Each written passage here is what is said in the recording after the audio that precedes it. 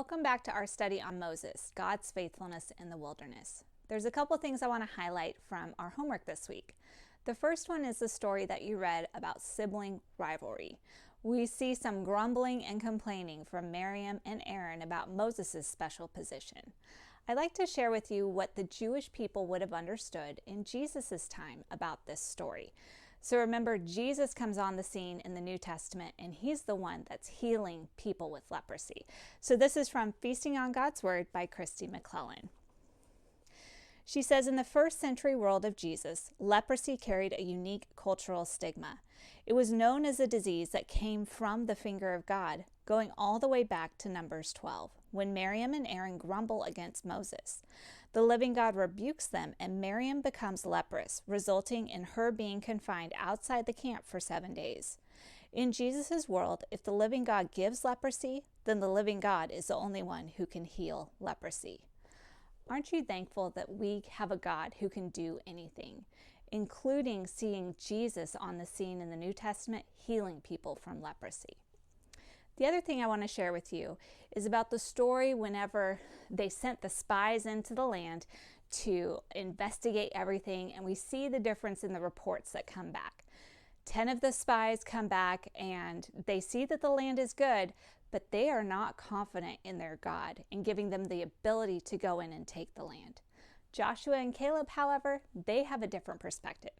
They come back with a good report because their confidence is in the Lord and that God can do anything. Now, after that, we see the punishment that comes on the people.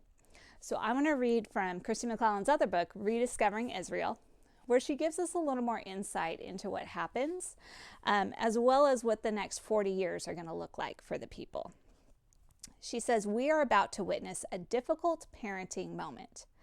After the scouts return and the people choose the advice of the 10 rather than the 2, God responds to their rebellion with severity.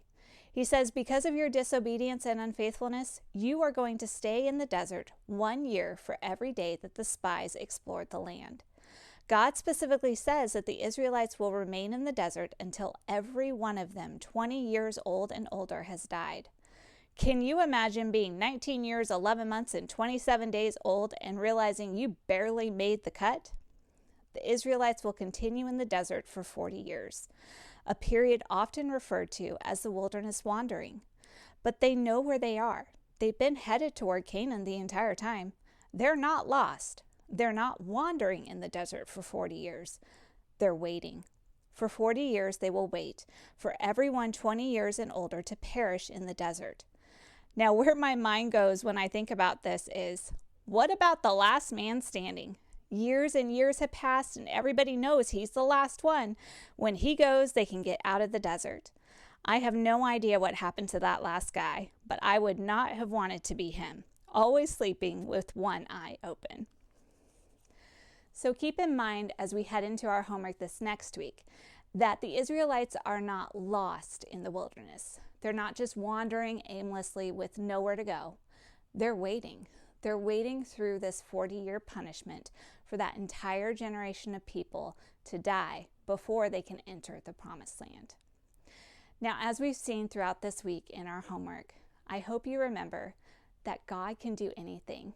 If you remember that phrase, is the Lord's arm too short?